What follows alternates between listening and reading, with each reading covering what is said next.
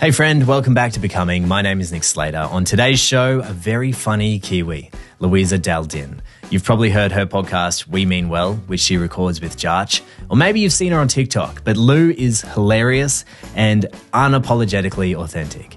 But there's also a deep side to Lou which doesn't always come through in her content. And in this chat, we learn about some of the tools she uses to fend off anxiety in her life. But don't worry, if you are a fan of her show, I'll also quiz her on what it's really like working with Jarch. This episode blends laughs with self-improvement, and if that's what you appreciate in a podcast, feel free to chuck it a subscribe. But for now, enjoy the belly laughs and occasional snort with the lovely Luisa Dal Din. Thanks for coming on the pod. Hey, no problem. Thank you for having me. For you to fit this in your busy beach schedule. Oh, it's been absolutely flat out today at Camp Cove, in between slushies, swims. You're a busy girl. You've given me a very specific 1 hour time slot. We're okay to push it to 6:15. Oh, shit. Yeah. Okay. You can have an extra 15 minutes. Just to allow for that glass of water. Just this glass of water, a little bit of chit-chat before we started. How are you finding the heat besides tanning it up at Camp Cove? It's actually too hot. I think prime condition is 28 to 30. Anything over 30 is just fucked. I was at the beach yesterday and there's 1,000 people in your very close vicinity to the point where it's a little bit stressful. Also, us living in the eastern suburbs, everyone knows everyone. If you're saying something inappropriate or something about someone or a comment that you wouldn't want overheard that you just tell a friend, there's bound to be old Bruce next door who knows so-and-so who knows you, and then everyone knows. Someone's listening. Yeah. Someone's always listening. You sent me a message before this asking if there was any prep you could do. Is this the least prepped you've ever been for a podcast? I kind of like it like this more, where it's just I don't know, we'll just see what happens. We could go off on a tangent on nothing. Do you prep for yours? Well, everyone always asks us that. It's we have our set segments that we do. So we've got hinge notes, red light, green light, movie plot, all these kind of things, the bedwetters hotline, which is great.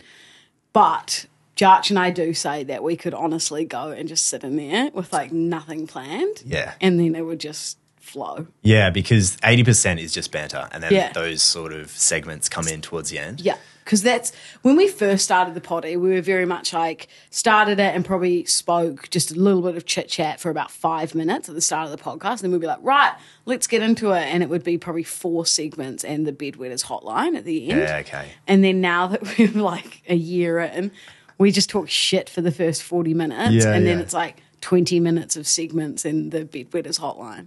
It's very good. If you haven't listened to it, it's called We Mean Well. And I went back and listened to the first episode and just to compare, because... I haven't even done that. Tell me your thoughts. You guys have the best chemistry and that's present in that first episode as well. It's it was clearly out of the gate. You guys got along. Where does that come from? Out the gate? Out the gate. I honestly do not know. I've seen that since I was 18. Yeah. It's that's out the gate. No, I mean, where does the chemistry come from? Oh, I thought you meant out the gate. Out the gate. Phrase. Do you say that as well? I just use that myself. Oh my God, I always say that. I've never met anyone who says out the gate. Oh, I thought it was a big Queensland thing.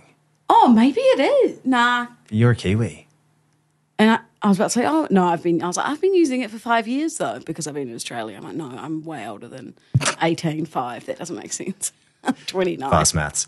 Let's blame that on the heat. I don't know. We just started doing TikToks together. Yeah. And then from doing that, we just became really good mates. We'd go to the pub together and then we'd go to the Allianz Stadium. And then he wanted to do a potty, I wanted to do a potty, and we were we'll give it a go.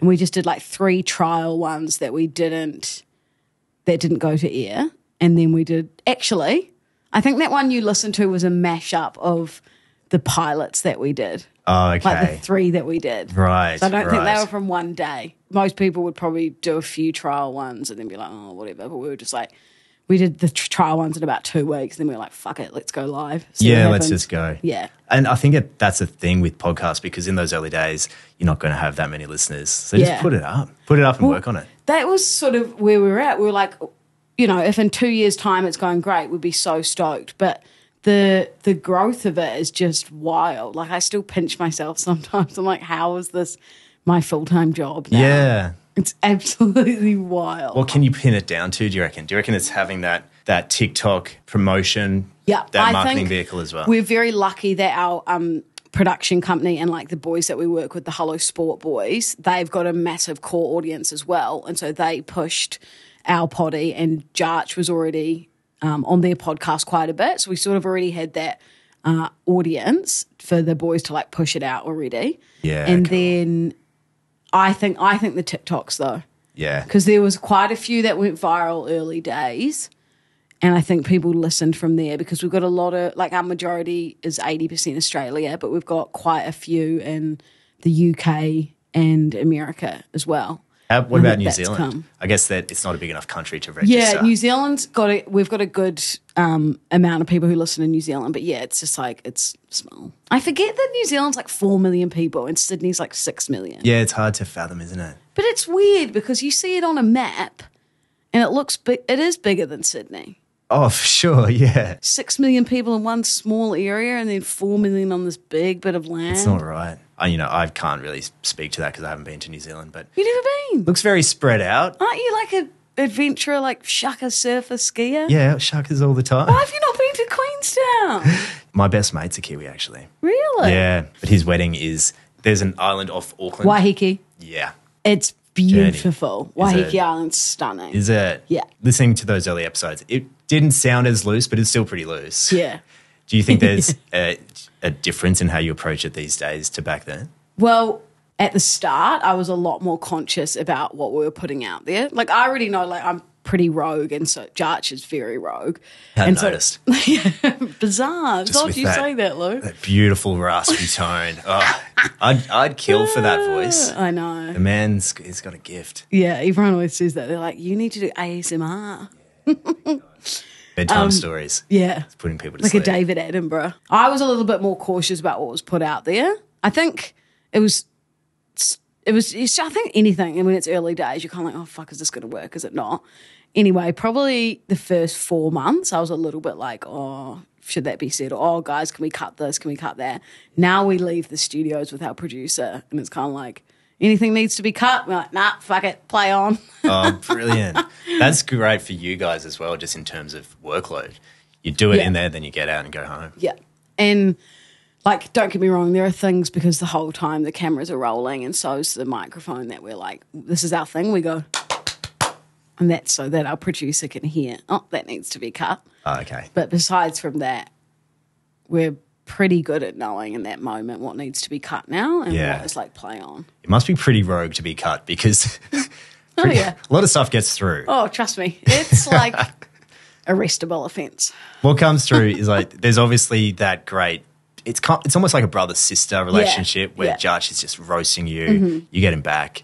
But there's always that underlying love and respect there, which might make you vomit in your mouth a bit. Yeah. But I think it never feels disrespectful. You can tell it's always a joke. I think that's what I like the most about it is that it's kind of getting away from that like, oh, you can't say that or you know, it's just like two mates roasting each other, having fun, and it's not like evil or anything, you know, you can just tell the underlying tones are just like we're genuinely just laughing. And like we always crack up laughing on the way to the podcast because Jarch picks me up, that it's genuinely the same when we're in the car as it is to when we sit down. Like the other day we were driving to the potty and I said something like, I was saying something weird about like space or something stupid, and he was like, why couldn't you just wait 10 minutes? This would have been great for the potty.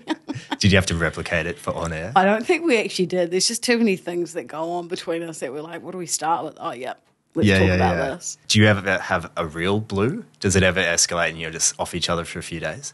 I don't think we've ever had a fight. Really? Even like businessy things where, you know, it might be like a brand deal or like something goes wrong or something happens. Like we're both pretty good at like being on each other's side and like if anything goes wrong. I think I think there was one time we were filming a TikTok and he was like, nah, act more like this. And I was like, okay, Steven Spielberg. That was probably like the most sassy or angry we've ever got at each other. The most venom. Yeah. And what I loved is you've really built out your listeners and made that into a little community as well. Yeah. They're called bedwetters, right? The bedwetters. You know, it can get a little bit personal from them as well. Oh, yeah. How do you... They roast me. They roast you. It is outrageous, some of the things they say. They rinse you. Yes, to be fair, that's probably the most culling we do is some of the hotlines are just so rogue to me. Yeah. That we're like, we can't play that. Like, I love when they roast me and it's like tasteful and funny, like 8-year-old Lou, or like Lou works hard, or where we say like doth, or excuse me, senorita. Chew, like things like that. But when it's just like someone's literally just being like, fuck off, Lou.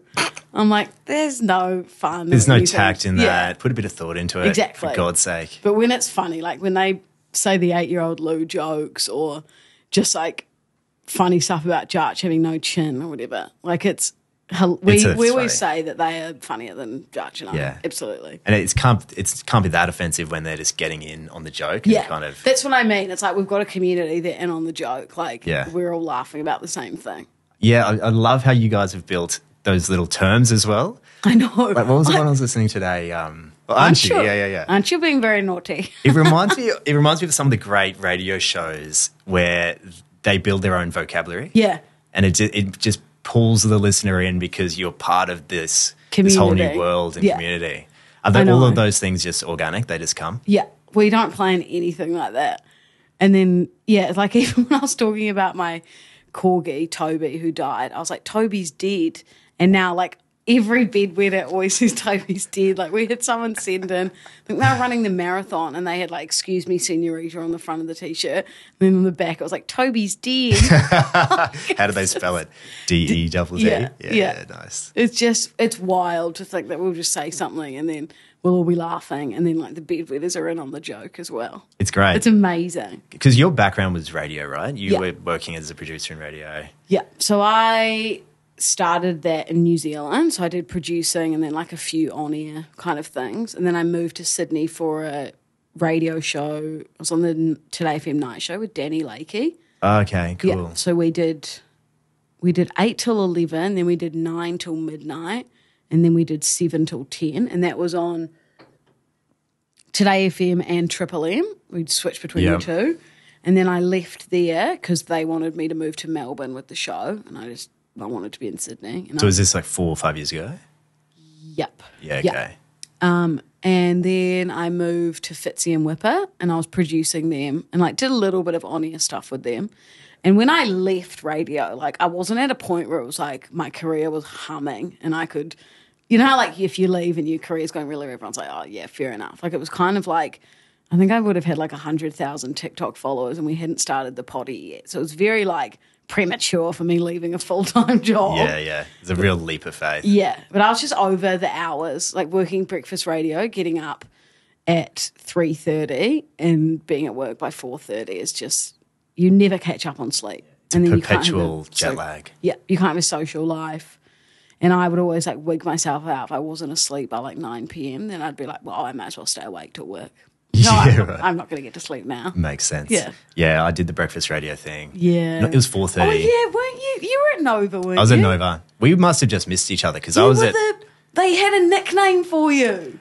What was it? I can't remember. Someone told me this because you did voiceovers, didn't you? Yeah, I was doing voiceovers. I wish I could remember what it is. I was doing audio production, then moved into voiceovers. But we must have just missed each other because I was at Nova, then moved to SCA. Yeah. And I was doing the Triple M breakfast show, and you went the other way. So I reckon we've just ships in the night. Yeah. It's a tough world, radio. It's tough. I was getting up at 4:30, which was difficult. You were getting up at 3:30. Well, it was more like 3:50. What was the fastest you could get to work? Like if everything went right, you got all the green lights. Oh, I was outrageous. I would... You know how some people wake up and they're like peaceful? Like I'd do that if I didn't have to be out the door that fast, but I was like a hurricane. I'd like throw my duvet off, like rush to the shower, brush my teeth, comb my hair, put some mascara on, out the door in Gianni. I'd be at work within like 9 minutes from Rose Bay. Oh, that's pretty good. Like I was going pretty fast. Do you reckon you'll ever get back into radio? Look, I think if Jarch and I were offered a radio show, like I would definitely consider it. Yeah. Like I still, my whole childhood or like growing up, I was always like, oh, I want my own radio show. That was all I did but wanted. Really? Yeah. And now that I can kind of see you can do it other ways, like sort of what Jarch and I are doing is pretty much the same. It's just not on the radio in the mornings. But I would still love to somehow like package up the podcast or, I don't know, do like a drive or breakfast show or something. Yeah, brilliant. I still think that would be really cool. That'd be, I Something can see you on, like, doing the that. bucket list, yeah. Yeah. But also, I don't know if Jarch and I could do it live. Whoever's few paneling things. that show just needs to have their hand on that dump button. Ready to go. Straight away. But I mean, if Kyle can do it, from Kyle Jackie O, then Yeah, and that's what makes I'm them sure. so exciting because you never know, never know what what's they're going going to to say. happen. Yeah. I also think that Jarch and I are smart enough to know that if we did get a radio show, it's like, okay, there are certain things you can't say, obviously swear words, certain things you can't talk about, you just got to pull it back a bit. 100%. Like, it wouldn't be too hard, Yeah. hopefully. Are there any differences between New Zealand radio and Australian radio? Did you find it a bit of a switch? Yeah, New Zealand radio's way more chill. Like, there's no dump button in New Zealand. Right. So if someone calls up and swears or says something inappropriate, that just goes straight to air. Right. Yeah. And it's a lot more chill there. It's not as fast paced. Like, I think moving from breakfast radio in New Zealand was good because it gave me, like, that's probably the fastest paced radio you'd get in New Zealand.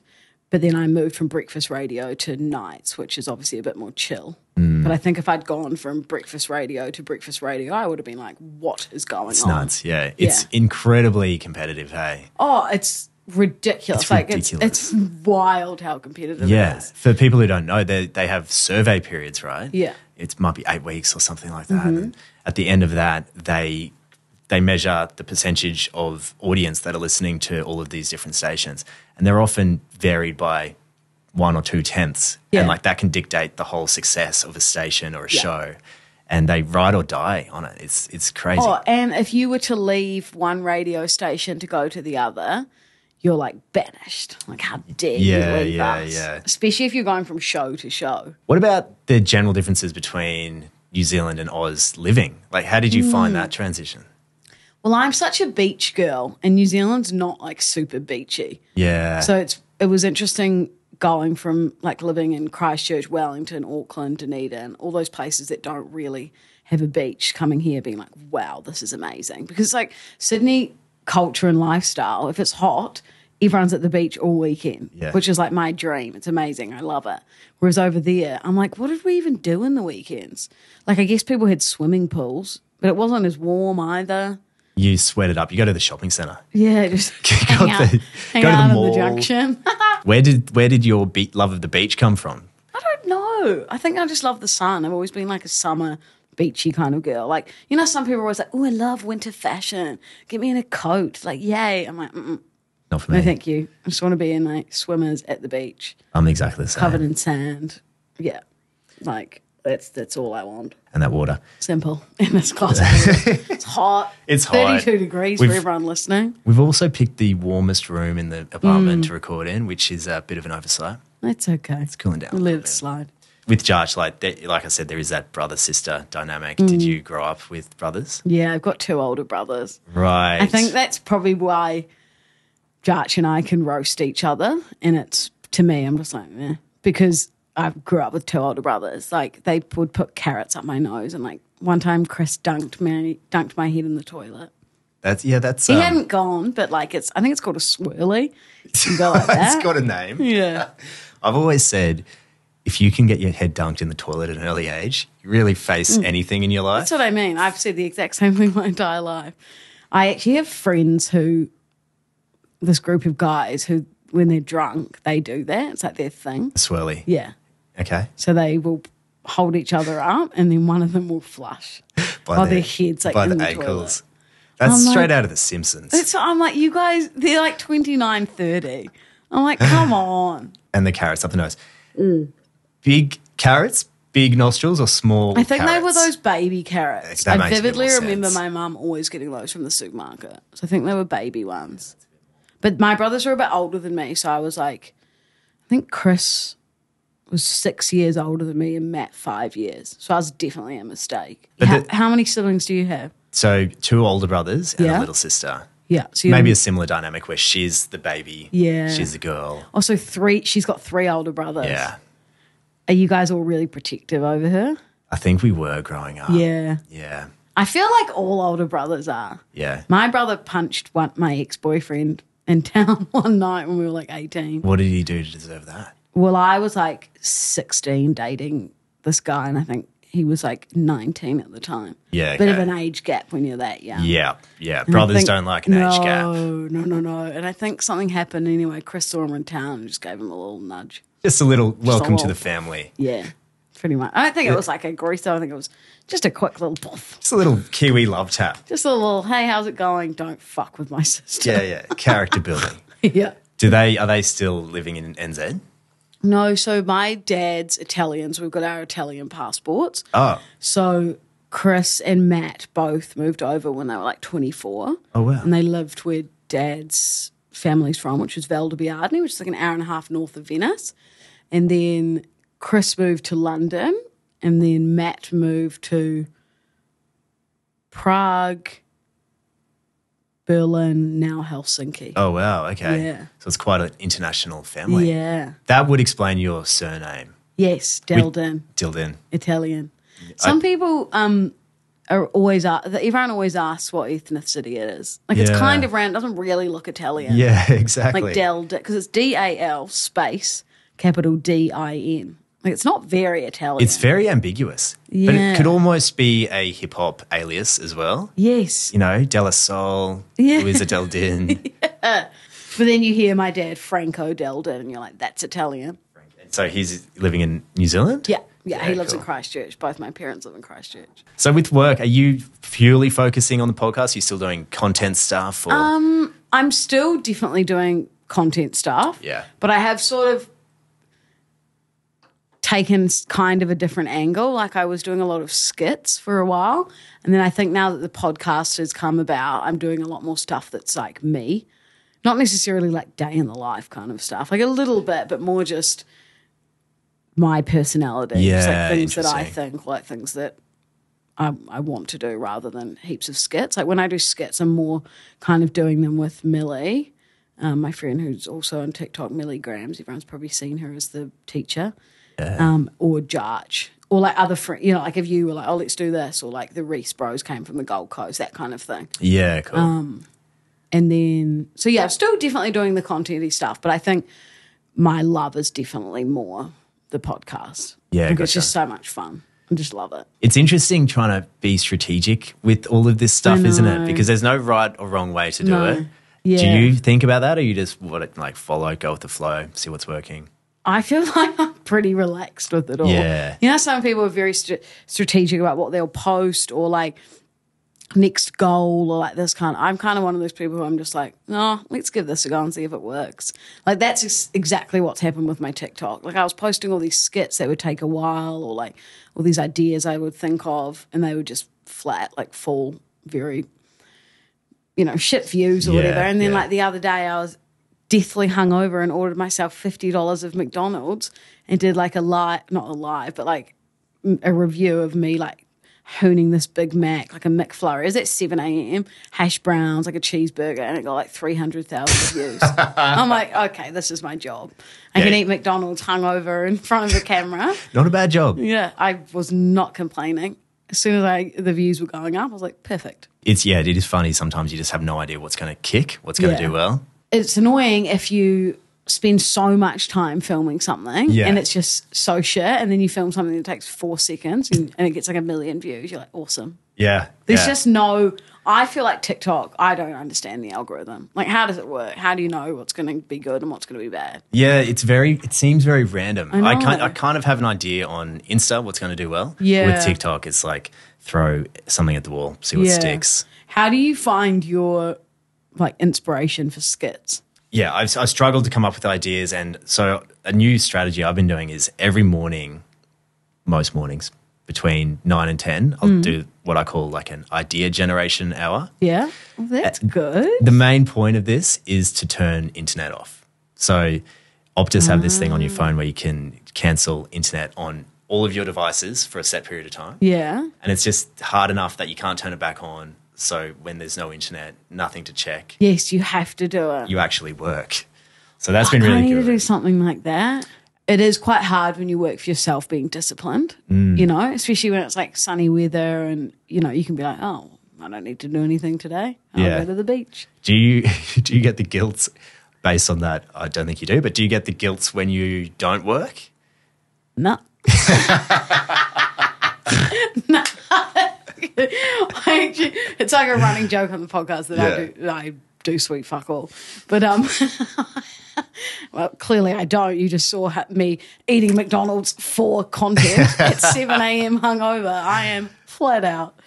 No, I find it hard to, like, I've gotten a better routine. Like now it's like lame little things, but like I bought this magnet thing for my fridge that has like Monday, Tuesday, Wednesday, and then it's got like to do and that kind of thing. So then I can look at it and be like, okay, that content's due there. I need to do this for the podcast. Like little admin-y things down the bottom, and it makes it a lot easier for me to just visually you can see it. But I think I used to feel a lot more, I mean, I don't get anxiety or anything, but I used to feel a lot more like guilty or anxious when I was doing the skits, because I was always like, fuck, I need to come up with ideas. Whereas like I'm an odd unit anyway. The stuff that I come up with in my head just anyway is better content than me creating a skit. Like me talking to the camera for 20 seconds was something weird I've thought about in my head. Much better. Interesting. Much better. Yeah. And once you just trust that those things are going to come, you don't need to plan it. Yeah. Just and then sometimes I'll be lying on the couch and there's this filter on TikTok that I'm like addicted to, and it's this quiz one, and it'll come up with like a letter, so it'll be like B, and then it'll be like country. Like rah. And like I'm terrible at them, but I just keep doing them, and everyone roasts me being like, nice try, Lou. Yet again, fucking shocking. But what's so funny about your stuff is that you just don't give a fuck. You're just honestly, like, I'm not trying to polish this up. I'm just going to do what comes to my head. The funny thing is like, my videos have never been like flawless or anything, even when we were doing skits. And now that it's just me lying on the couch, like talking about nothing, but then I'll do like a brand deal and they'll come back being like, this, needs to be done. This wasn't polished enough. I'm like, have you watched any of my videos? Like none of them are ever polished. Like they're terrible. You can really tell when a brand doesn't really know the person they're working with. I know. And it's like, well, what are you doing? Like that you got to trust that me. It does annoy me a little bit. You got to trust the person you're working with, that they know their audience. 100%. I had one with sort of more like a girly brand, and Jarch was in it, and they didn't understand why this guy was in it, and they were like, well, it makes no sense, we don't want him in it. And then my manager had to go back and be like, look, this will do well. And then it did very well because all the comments were just like about Jarch and I and whatever was going on in the video. Yeah, it's the brands need to trust that. 100%. The creator wants it to be engaged, so they're going to do whatever they know connects their with their audience. Yeah, for sure. Yeah. And with the pod, is that locked into the same time each week? So in terms of anxieties around it, you just rock up at the same time and there's no real pressure on being consistent there? Record Tuesdays and Thursdays and it goes out Wednesdays and Fridays. So I like that it's very not that the podcast is topical at all. Like neither of us would know what's going on in the world. But that's great because it's evergreen. Like I went back and listened to the first few eps and you're like, still lands. Yeah, you could listen to it without something like massive going on in the world. But I just like that it just means it's up to date with our lives. Like if we're doing something, then but it doesn't leave us much room if one of us like randomly got sick though, because then it's like we're only a day. You have to just hold up the hey ship. Hey guys, it's just me. This is monologue episode. Yeah, you're right. Be like, shut up, Lou. So you don't feel guilty when you're not working, which is great. Well, it's not. Well, nah, yeah, fuck it, stick with that. Stick with that. It's just great that you've got the pod as the consistent, regular thing, and then you can do things around that. Yeah, I think that's what it is. And like, don't get me wrong, like Tuesdays, if I know, because like there are certain segments that Jarch does that he plans for, and there are ones that I plan for. So like Hinge notes, I'm flat out scrolling on Hinge. I'm trying to find those Hinge nights. I'm going on TikTok. So I'm finding all those.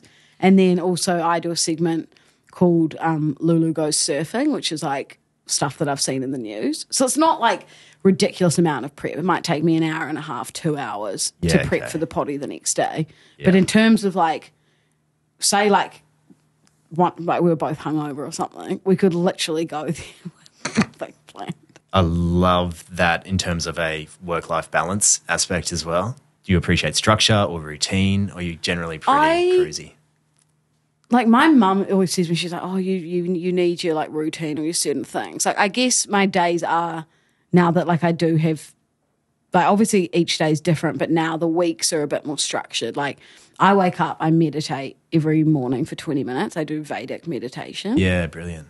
Yeah, and so you're meant to do it twice a day, but for some reason I really struggle fitting in the second one. I agree. I do Vedic as well. Yeah, do you? Do you find there's something, like the first one, I'm like, I wake up, I wake up with my Amazon Alexa to Justin Bieber. Good plug. Great plug. Did we meet no, we met at something else, but we've hung out at the Alexa at the Alexa stuff. events. Yeah. But yeah, so I wake up to my music, I stop there, hear the temperature, time, whatever. Then I like either go to, like I'm just moved into my new house, so I've got like a kind of, I guess, a meditation chair, but it's just like a big comfy chair. Either go there to meditate or I do it in my bed. But then the second one, it's like I do have the time to fit in the 20 minutes, but it's more like a mental thing. I'm like, I can't be bothered, but I know that when I do it twice a day, I genuinely feel different. I feel way better, but it's just being disciplined to be able to fit it, like to actually just sit down and do it. It's weird. I think it's because once your day's started, in the morning you can do these things to prepare. Yeah. Then once the day is underway, it's kind of a mental hurdle to just sit down and stop. It's like you're already wired, you've done everything, you've had coffee, you've been working, That's you've the done thing. what. Yeah. And now you're going to sit down, just close your eyes for 20 minutes. And do you time it with your coffee as well? Because that's a pretty big, Yeah. you don't want to be meditating after a coffee. No. That's tricky. I'll if I'm really disciplined in a good week, I'll like do it as soon as I wake up, and then I'll try to do it around like 4:30. So it's like I wouldn't have had a coffee, and then I'm like going to have dinner a bit later on. Yeah, that's a good time. I've found that if I do it around 1 or 2 after lunch, I'm tired and I'll often be meditating and just fall asleep. Oh, I could give that a go though. That could work. Roll into an afternoon nap. Yeah. Not much of a napper, but that might help me with a little nap. I'm a huge advocate for the 15-minute power nap. I cannot sleep ever unless it's bedtime. Oh, really? Okay, Yeah, you like can't fall asleep. Never. Like, I'm so jealous, and it infuriates me, people who can just fall asleep. Yeah, it's a bit of a dad skill. I'm so jealous. Could you fall asleep anywhere? Nah, so I can fall asleep on the couch, comfy couch. Like I can't how fall asleep quick, on a though? plane. Pretty good. I feel like it's just muscle memory now, so my brain knows. We've got 15 minutes. Let's give it a go. That makes me so jealous. Good. I could never. But nothing longer than 15 because then you get into your sleep cycle and you It can't sleep at disrupts night. it, doesn't it? Yeah. So with your meditating, is it like, do you do it to prevent any anxieties, or is it to help current anxieties, or is it like a performance thing? Yeah, I guess it's probably just my mum has always meditated. Like before it was like like it's quite trendy now. Like I remember literally being like 3 and mum would be in the lounge and she'd do like an hour meditation like every morning. Yeah, she's an OG meditator. And so she'd always be like to me, you've got to do Dr. Joe Dispenza and all that. And I love his books, but for some reason I can't listen to his voice when I try to do his meditations. Okay. But I love reading all of his stuff. But then I had a friend say they did the Vedic meditation course in Bondi. And I was like, oh, I've heard good things about it, whatever, I'm going to give it a go. And I found that to be the best one for me. Yeah. And I really like it. And I notice when I am doing it properly and when I'm not. Like, and when I was away in Europe, I was not doing it often. Like I was getting probably 3 or 4 in a week, if that, And how did you feel after not doing it often? I think because I'm quite like, I mean, I don't have ADHD, but like I definitely have it. Like, I'm not diagnosed, but like I'm quite like all over the show in some ways. I think it just makes me like a bit more present and like calm. And yeah, I think I don't really like everyone experiences anxiety, but I don't like experience it massively. But I think it helps to keep me probably more calm and level-headed in a way. But it's funny because when I like tell people that I meditate, they're like, no, you don't. Like no one can imagine me doing it. They're like, you are mental. Like, there's no chance you could meditate. I'm like, no, I actually do. do. And I was like, yeah, you meditate. I'm like, I do. Guys, come on. Yeah. It is cool hearing that side of you as well, because if you just listened to your show, Yeah. you probably wouldn't have known that. No, God, no. Because I can't imagine Jarch is too receptive to conversations about meditating. He hates all that kind of shit. Yeah. But there are people who are quite like pushy with it, or I don't want to say wishy-washy, that's kind of mean, but like they are quite pushy with it. Pushy with it. And it's kind of like, I would find that annoying if I didn't meditate. So all my friends know I do it, and like I tell people and stuff, and I'm not being like, everyone must meditate, because I would probably hate if someone was doing that to me. Yeah, I think it's the same for anything. If you're just shoving it down people's throats, you're less likely to. I feel like that's so much of any kind of self-improvement stuff. Yeah. People have to discover it on their own journey. Yeah. Oh, yeah, like my mum has literally been telling me for like 15 years, you must meditate. And I was like, yeah, whatever. And then I did that course, I think it was about 4 years ago now, but it was like, it took that course for me to actually start doing it. And Mum had been telling me for years to do it. And the main thing with Vedic is you get a mantra and you repeat it. And it's kind of like the mantra, it's Sanskrit, so it doesn't really trigger anything in your head. So you can just keep repeating it, and it allows your mind to slip into that state. Because it's really interesting that sometimes I'll do a meditation and I'm like, oh my God, this is going so slow. Like I feel like I've been here for 4 days. But then sometimes what I do is it's obviously 20 minutes and then you have the 2-minute like rest kind of thing. But I'll set my alarm for like 25 minutes just so that like you don't slip into a coma. Literally until I hopefully don't die. But sometimes I'll look down at my watch and be like, oh my God, it's been 20 minutes. I've closed my eyes for 3 seconds. Yeah, okay, right. Like sometimes it can just be so different. Yeah, it's super interesting. Yeah. I find for me, when I don't do it, I feel like my mind gets wound up. Yeah. So it's like bouncing between things without taking a breath, kind of. Yes. So I do meditation to just slow it down and get back to that base level. Yeah. You can be calm. Yeah, that's actually a good point. I feel like I notice with like little things as well, how I would probably react to a situation or how I would behave in certain situations before I was doing it to how I am now. That's obviously like growth and whatever as well, but I notice quite a big difference in how I would react to things now to back then. One way I heard that explained was it creates a gap between the stimulus and the reaction. Yeah. For you to have time to choose a decision. Yeah. Instead of, reacting out of how you would always do like it. if someone sends you a rude text message, usually you just go, fuck this, straight away and go back to it, where it's like almost take a step back, breathe. Which is great in relationships. Yes. Definitely very handy in relationships. Yeah. You don't want to go back responding too quickly.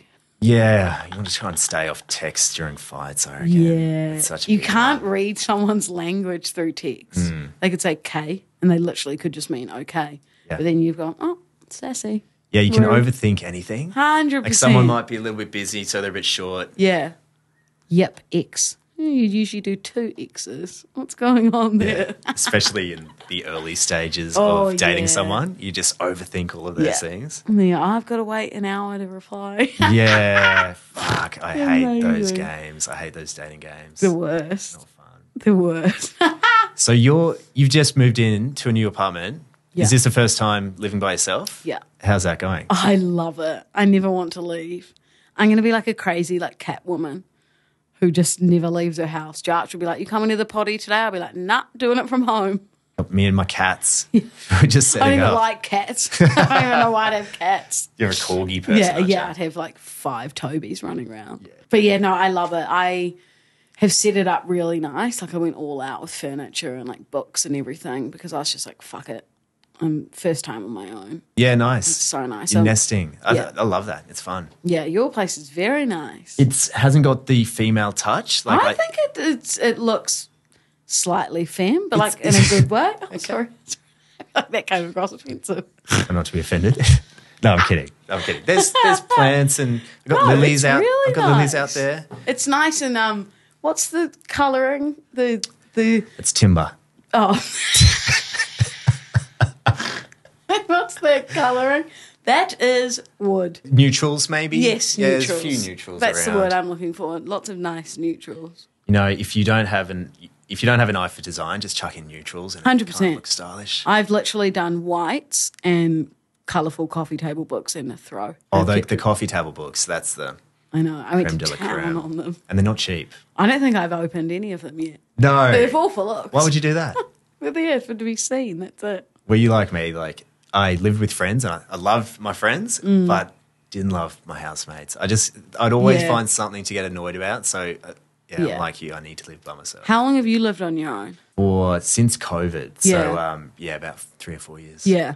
Yeah, I had my housemate was great. We were both Kiwis, got along so well. But I was just like, I'd always wanted to this year move out on my own. So it wasn't like I'm leaving because of me. Like I was just like, I'm so ready to live on my own. Oh, nice, yeah. And also it's nice because, I'm flat out making content and now I can just do it with no one around. That's the thing. Like I do some pretty embarrassing things.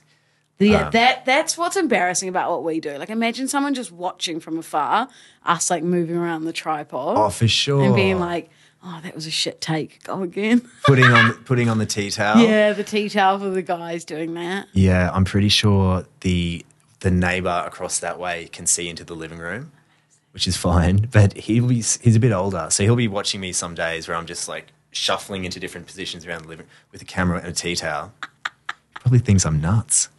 He thinks you're doing role play or something. Yeah. Think someone else is in the Like house. kids and their OnlyFans these days. Yeah, what's he doing in there? Animals. You mentioned your mum was into Dispenza, or that you were reading Joe Yeah. Dispenza. Do you integrate some of his stuff around, rewiring your brain and manifesting new things into your life that way? I think I have read, oh God, I can't even remember the names. I think there's the Breaking the Habit of Being Yourself, and I've read there's another one as Becoming well. Supernatural. Yes, and I've got that one as well, and I've got another one. I just kind of like those sort of books. And also, have you read The Secret?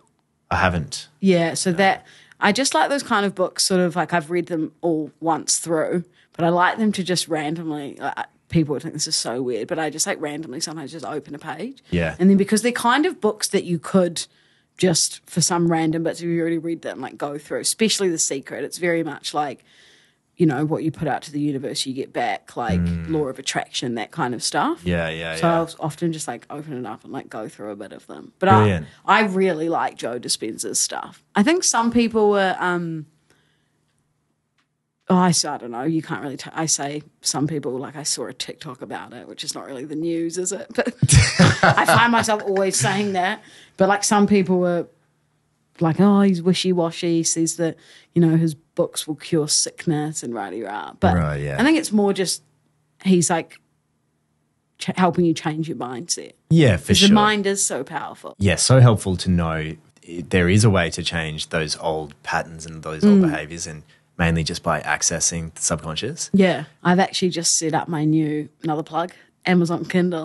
It's got a little pen, the new one. Yeah. Yeah, using the pen. How do you use the pen? What do you use the pen for? Do Do you write notes or do you just like underline a bit you like in a book? Bit of both, yeah. I think you can do a few notes.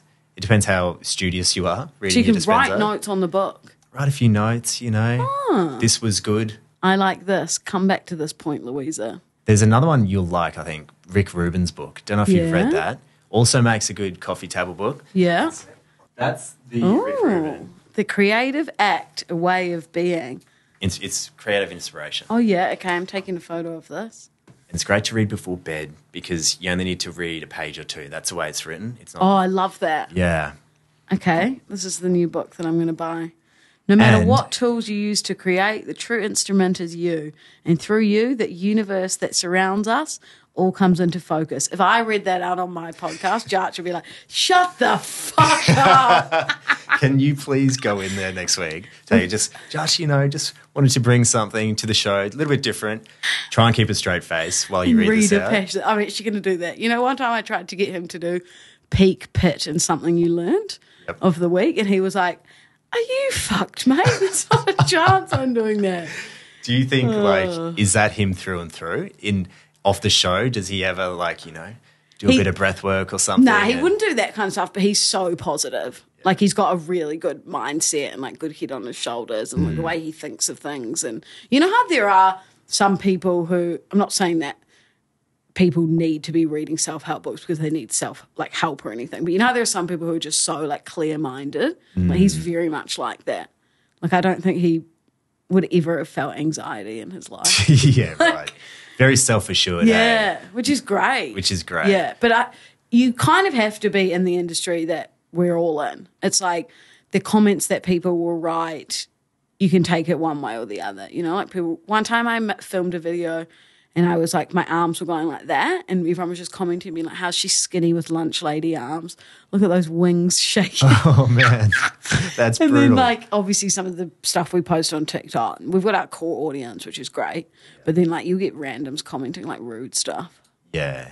It's like, you just got to, what's that phrase? Take it with a... Grain of salt. That one. Out the gate.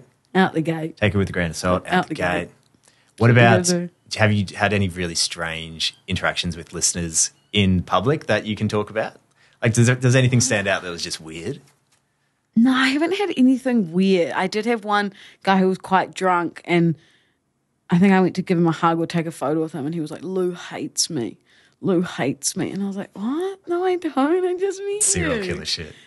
Was he reverse psychology? I don't know. I love you. Maybe. You're great. You're super creepy. He was very drunk, so like maybe it was that.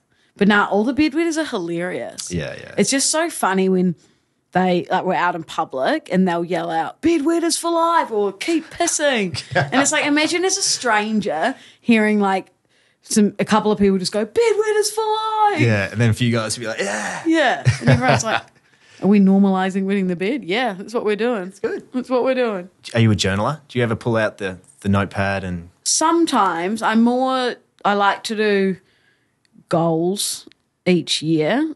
I usually do them with my mum. Your mum sounds awesome. She's great. She's amazing. She's, honestly the best. I usually do them with her. Have I done them this year? Yeah, I would have. I just don't know where they are or what the goals were, to be honest. But I do like finance, health, career and relationships. And I just write things down. It's actually interesting you say that because as I was moving house, I found one from, what year? It would have been, I think, 2019. And it was so cool to see the stuff that I had written down for like my career and like all that kind of stuff to see like where I'm at now. Yeah, wow. It was like, exceeded expectations? Exceeded? That's the one. That's close. Close.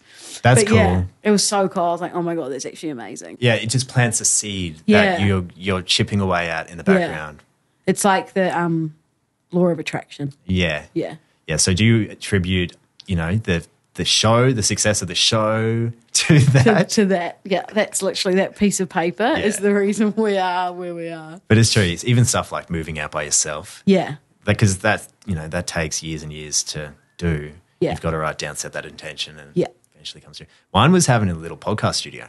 Oh, yeah? Yeah, years ago I was like, I'd love to have a are. little podcast studio. A very nice little podcast studio. Coming along. It's very fancy, aren't you? Aren't you very fancy? A bit too fancy for me, I think. No, I like it. It's very nice. Are those to keep the sound in? They are meant to. So what they do is, soak up some of the reflections. They kind of look like they're meant to be there. They're a little bit decorative as well. Yeah. Give it a bit of texture on the walls. Hexagons? But isn't that exciting that was one of your goals? And look where you are. Yeah, it's cool. Yeah. It's cool when you chip at something for a few years and stuff starts to happen. Yeah, I like to do the goals, but I kind of just see what happens. I don't like to plan things too much. Yeah. Just like to go with the flow. I think that's important. You've set your intention, set some dream goals, but then have a loose grip on them. Yeah. Sort of, because it's never going to work out exactly how you want. Oh, shit, no. Like most of those things were like radio show, that kind of thing, whereas this is, I guess, kind of like a pivot to that. Yeah. Because it's a different avenue. Well, it's just a modern radio show. That's what I mean. I think podcast is the way of the future. Yeah, for sure. Radio won't be around forever, probably. I'll probably get shot for saying that by everyone I've ever worked with. I'm going to use that everyone. as the promotional reel for this episode. Oh, fuck. Luisa Dal Din says radio is dying. Daily Mail. Dying. Death. Skeletons and coffins all around. Yeah. I've got one more question before I let you go. We're approaching 6:15. I know you've Your driver's waiting. Who, and this is a question without notice, but who are you becoming? So the title of the show is Becoming, and a question I ask everyone is, who's the version of Lou that you really aspire to step into each day? Like, for me, it's someone who more recently I just want to be able to take action on things without procrastinating or overthinking and just dive into action, whether it's a work thing or a rest thing or like a hobby. Yeah. Just like stop dilly-dallying and just like dive into action. Probably just how things have kind of been the last 3 months is not caring as much what people think or what's put out on the internet. Like, people are always going to have a idea about you or some type of judgment no matter what you say. So kind of just being true to yourself and just going forward with that, which is what I think the podcast is. Like, I'm a confident person anyway, but I think it's made me more confident on and off air just to completely be myself. That's so cliche to say, but like it really has, because it's like people aren't going to judge you no matter what you say or do. Yeah. So it's like, fuck it, just say what you want and be yourself. That's cool. And it's built a lot of resilience. Yeah, definitely. Not just from people like rinsing you, but also just being consistently putting yourself out there. 100%. Like, your whole world's out there, you know? Like, obviously you can like take things out if you don't want things said and whatever, but like you do share a lot of yourself to everyone out there. Which is scary. Yeah. Yeah. But the rewards are great. 100%. I wouldn't have it any other way. Like, I genuinely, it makes me, I'm getting very deep here. It makes me really happy doing the podcast. Like, I sit down and I'm just like, feel completely at home in myself. Like, it's just, I've completely found what I like want to do long term, which is I love, because I feel like a lot of people go to their like jobs every day and they actually hate what they're doing. Whereas I feel very blessed and lucky and grateful that I go to work and I'm like obsessed with what I'm doing. Do you ever get into flow with the pod? Like, do you ever sit there, look at the watch, 2 hours go by and you're like, fuck, I was in the zone. Oh, yeah. That. Sometimes we'll be like, fuck, how long have we been talking for? And Tobler will be like, an hour 45. And we're like, whoa. That's amazing. Yeah, that timelessness is just a good signal that you are in flow, in the zone, doing exactly what you love. It's very cool. Very cool, Lou. Well, guys, if you haven't heard it already, We Mean Well. Find it on Spotify, wherever. Give it a listen. And thank you for dropping by. Thank you for having me. It's been lots of fun.